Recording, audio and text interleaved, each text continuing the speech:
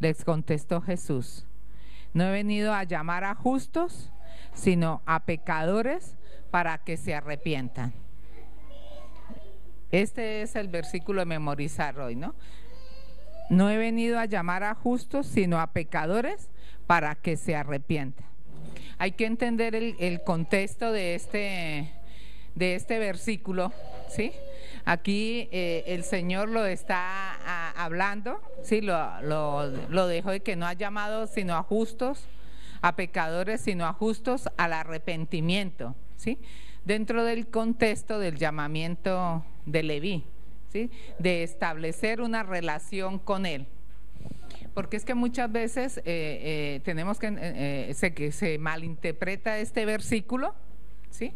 Y lo utilizamos muchas veces para uno, como creyente, seguir como alcahueteando su propio pecado, ¿no? Dice, no es que no es llamado, el Señor vino precisamente por los pecadores, ¿sí? Es verdad, el Señor vino por los pecadores, de los cuales yo soy el primero, decía el apóstol Pablo, y lo mismo lo digo yo, ¿cierto? Sí, porque por eso necesitamos un Salvador. Si la persona no es consciente que necesita un Salvador, no puede venir a Jesús, ¿cierto? Pero una vez que la persona viene a Jesús, ¿sí? La palabra del Señor dice que es justificado por medio de la sangre de Jesús y es declarado libre de culpa. Y a partir de ese momento, el llamado que hace el Señor es a la santificación. Y quería unir este versículo, ¿sí? Para poder entender las dos situaciones, que una es la situación del no creyente.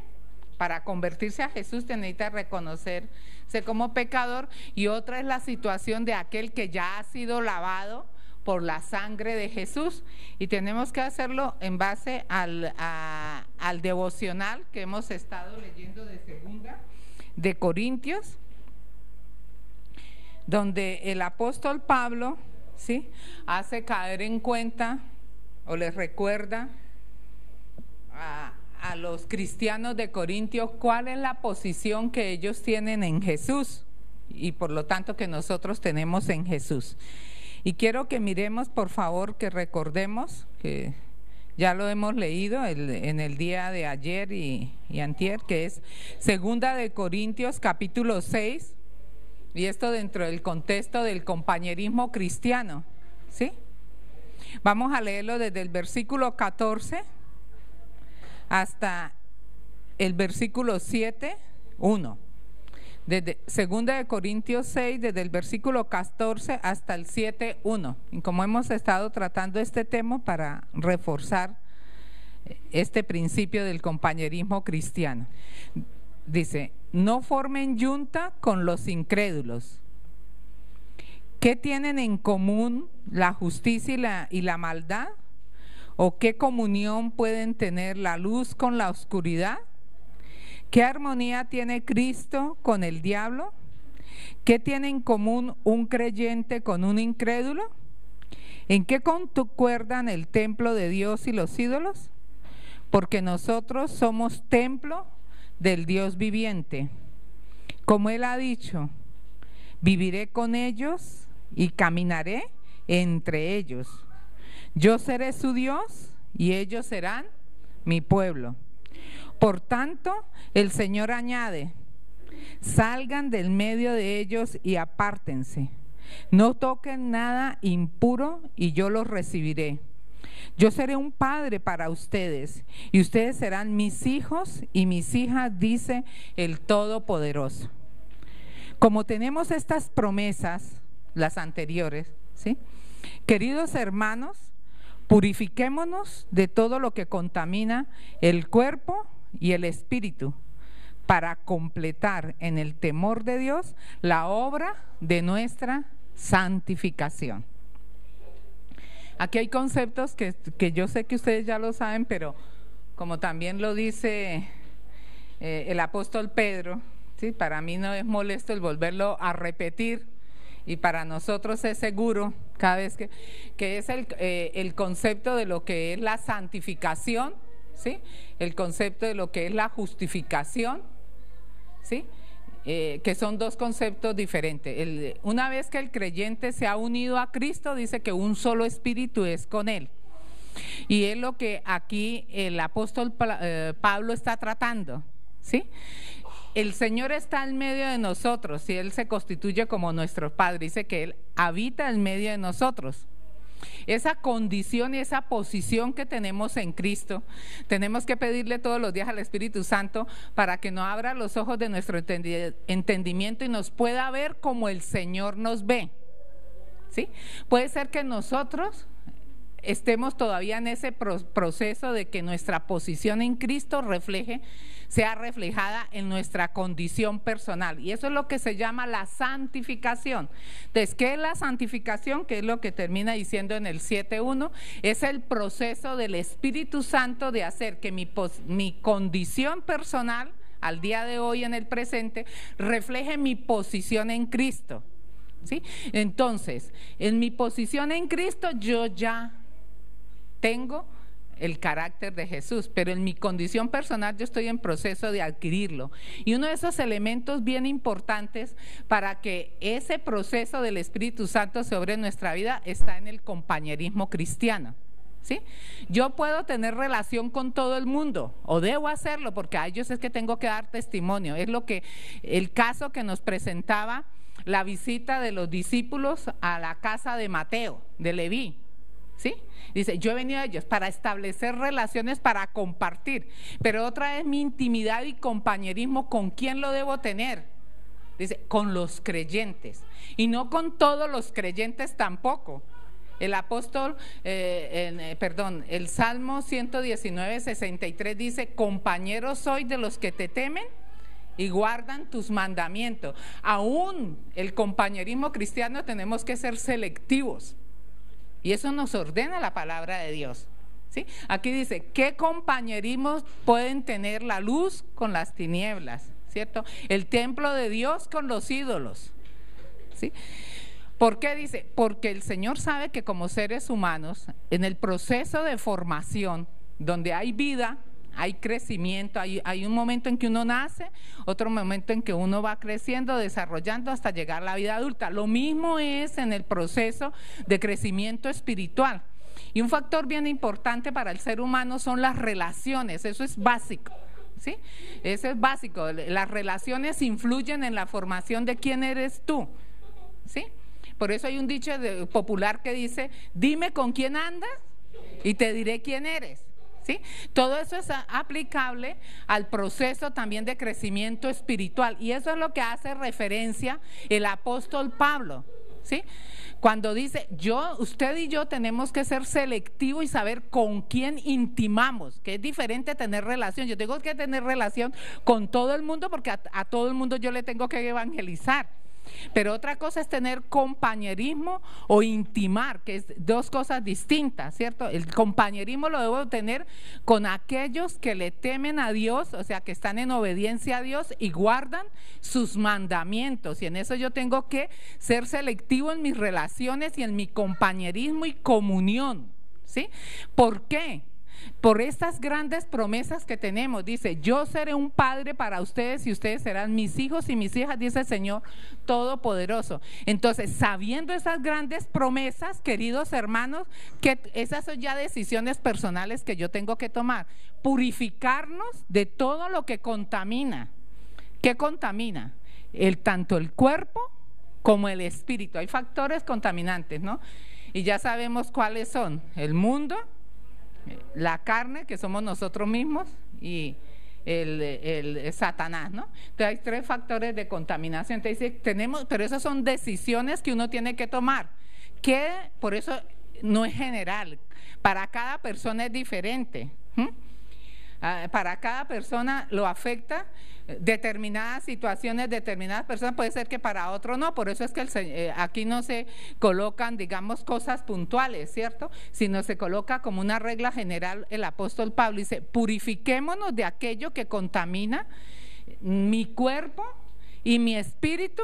Dice, ¿para qué? Dice, para completar en el temor de Dios la obra de nuestra santificación. La justificación es una obra total de Dios en favor del hombre, ¿sí?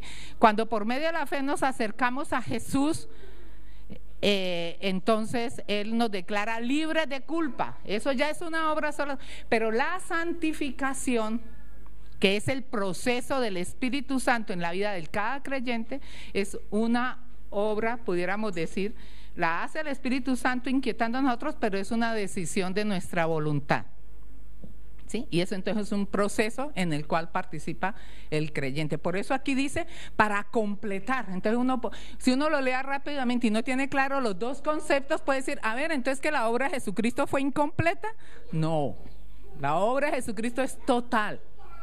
Pero hay un proceso que es la santificación, y eso depende en la vida de cada creyente, depende de todo lo que estamos viendo, que estamos recordando, ¿sí? Que son todas las distintas bases, y en una de las más importantes que de pronto no le damos toda la trascendencia que tenemos es el compañerismo cristiano. O sea, es un llamado que nos está haciendo el Señor a que nosotros preguntémonos, ¿sí?, ¿qué tipo de compañerismo tenemos? ¿Quién es nuestro amigo íntimo? ¿Sí? ¿Quién es aquella persona a la cual en un momento determinado usted necesita un consejo, una dirección, o usted en un momento como ser humano está pasando por un momento de aflicción? ¿A quién le abre su corazón? ¿Sí? Entonces, ese es el tipo de compañerismo que el Señor nos dice. Para tener ese tipo de compañerismo es que la palabra nos exhorte, dice, no formen yunta con los incrédulos. ¿Quién es su amigo íntimo? Si esa persona no ha llegado al conocimiento del Señor, tiene que ganarlo para el Señor, y si no lo ha ganado, usted tiene que preguntarse, entonces, ¿qué no estoy siendo de testimonio para él? O si no, es que de pronto tengo que hacer algo, preguntarle al Señor, ¿qué tienen en común la justicia con la maldad? ¿O qué común puede tener la luz con la oscuridad? ¿Qué armonía tiene Cristo con el diablo? ¿Y por qué habla así de fuerte? Porque ustedes saben que cuando una persona no ha llegado al Señor, ¿de quién es hijo? Eso es como muy duro, ¿cierto? Es muy duro, pero es así de claro, ¿no? Dice, ¿o qué armonía? Eso, ¿qué tienen en común un creyente con un incrédulo? Por eso es que el Señor dice, ¿sí?, no formen yunta, o sea, amistad íntima, ¿sí?, entre un creyente y un incrédulo. Y peor si esa amistad íntima ya es en base a una relación. Entonces, no puede haber armonía. ¿Por qué? O sea, de mente, de corazón, ¿sí? ¿O en qué concuerdan el templo de Dios y los ídolos? Porque nosotros somos el templo del Dios viviente. Por eso tenemos que orar mucho, pedirle al Espíritu Santo para que nosotros nos demos el valor que nosotros tenemos delante del Señor. O sea, nosotros somos de tanto valor para el Señor que uno no alcanza a percibir cómo nos ve Dios. Nos ve como esos tesoros preciosos para Él. Dice que Él nos anhela celosamente. Y para que usted sepa, el amor del Señor es celoso. Él es celoso, qué tremendo, ¿no? Es celoso. ¿Sí? Él nos ama celosamente, dice en Santiago, celosamente. Y nosotros somos templo del Señor. O sea, tenemos que valorar lo que nosotros realmente somos. Y donde nosotros estemos está la presencia del Señor.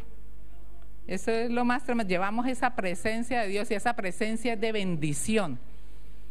En todas partes donde estemos, ¿no? Dice que el Señor nos ha puesto para hacer bendición y dar bendición, ¿sí? Por esa presencia del Señor. ¿Qué tiene de común un creyente con un incrédulo? ¿En qué concuerdan el templo de Dios? Nosotros somos eso, la habitación de Dios. Así esa habitación, lo venía tratando el tema el apóstol Pablo en el capítulo 4 de 2 de Corintios, ¿sí? Dice, está en vaso de barro, ¿sí? Seguimos con enfermedades, me siguen doliendo las rodillitas, ¿sí? Tenemos luchas personales con nuestra salud. Pero es un vaso de barro, tenemos debilidades todavía, estamos en ese proceso de crecimiento, pero ahí habita el Señor. Y termina en el capítulo 4, que es precioso, dice, aunque exteriormente, o sea, nuestra carne física, nos vamos desgastando, ¿sí? Tenemos un proceso natural de envejecimiento. Dice, en cambio el interior, ¿qué pasa? Se renueva de día en día, hasta que lleguemos a la presencia del Señor. Pero ahí está ese tesoro en vaso de barro. ¿Y ese tesoro quién es? La presencia del Señor. Entonces vamos a ponernos en pie, por favor, y vamos de verdad como lo que somos, la habitación de Dios, a brindarle al Señor toda la alegría. Para eso nos ha creado el Señor, nos ha establecido para su alabanza. Vamos a hacer lo que por naturaleza lo debemos hacer. Él nos ha creado para su alabanza, ¿sí? Él nos ha creado como el lugar de su habitación, su templo, y en un templo hay alabanza continua, ¿sí? Y eso es lo que quiere el Señor en nosotros. Vamos a hacer